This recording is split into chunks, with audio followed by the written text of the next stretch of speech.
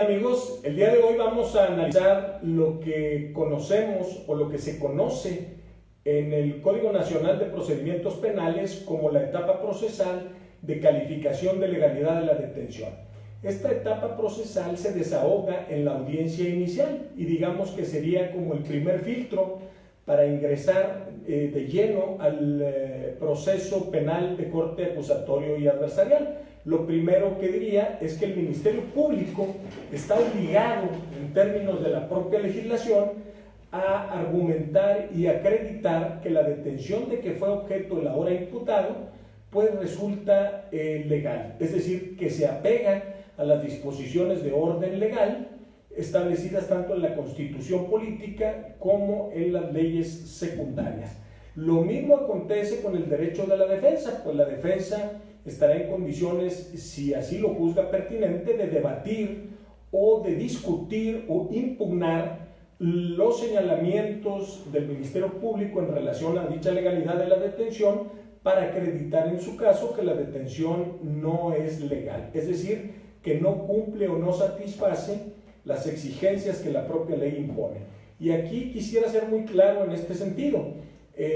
Nosotros debemos entender y comprender que cada etapa procesal que se ve en este sistema de corte acusatorio y adversarial está restringida o limitada a la discusión o debate que tiene que ver con el propio objetivo de la audiencia, porque me ha tocado ver algunos defensores, incluso defensores de oficio, que en sus inicios discuten o argumentan situaciones que no tienen relación con la legalidad de la detención. Es decir, esta etapa procesal es exprofesa, única y exclusiva para la discusión de la legalidad de la detención. Es decir, si la defensa tiene algún argumento, algún dato de prueba en relación exclusivamente a la ilegalidad de la detención, desde luego que deberá hacerlo valer en este momento procesal. Si no, lo trae al debate, desde luego después estará imposibilitado de hacerlo valer. Y lo que es muy importante también plantear que en el caso estricto de la detención, en el caso de que esté afectada de ilegalidad, también hay una obligación del juez de control o legalidad de detectarla, porque esto desde luego incide en los derechos humanos o los derechos fundamentales del imputado, y por tratarse de un derecho fundamental, la propia Constitución en el artículo primero le impone una obligación a cualquier autoridad a efecto no solo de advertir la existencia de esa violación, sino de repararla, de tal manera que el juez estaría obligado en su caso a realizar desde luego hacer valer esta situación en caso de percatarse que existe una violación evidente de los derechos fundamentales.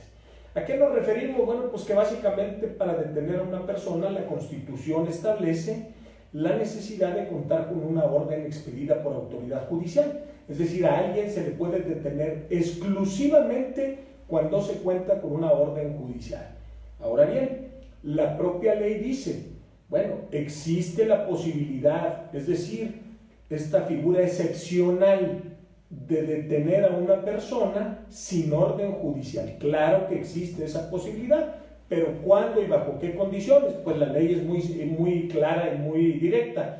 La ley dice, la persona podrá ser detenida sin una orden judicial única y exclusivamente cuando se satisfagan los extremos de la figura jurídica denominada flagrancia. Es decir, la persona puede ser detenida en dos supuestos sin que se cuente con una orden judicial. Uno de ellos es cuando se le detiene en la comisión misma del delito, es decir, en el momento en el que está cometiendo el delito. Y la otra es cuando esta detención se da en la persecución inmediata e ininterrumpida posterior a la comisión del delito. Y creo que no queda duda de esto y que cualquiera lo puede entender. Es decir, se puede detener a la persona a la hora que está cometiendo el robo o que está privando de la vida a otra persona, o bien en el momento de la persecución inmediata a la comisión del delito. cuando recién está privando de la vida a una persona y se da la fuga, y entonces se da una persecución que es inmediata y que es ininterrumpida.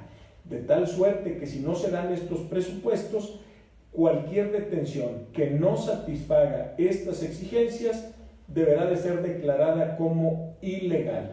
Y el efecto natural de la declaración de ilegalidad en la detención será desde luego la libertad inmediata del imputado. Es decir, el juez estará obligado en ese momento de advertirse como ilegal la detención, de ponerlo en libertad.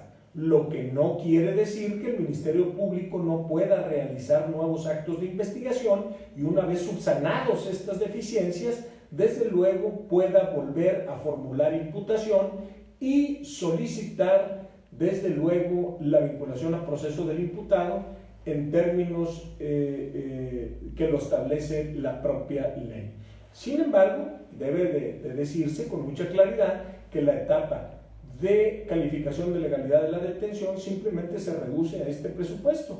Es decir, el Ministerio Público hará una exposición de hechos y le dirá al juez: señor juez, la persona imputada, el señor fulano de tal, fue detenido bajo las siguientes circunstancias.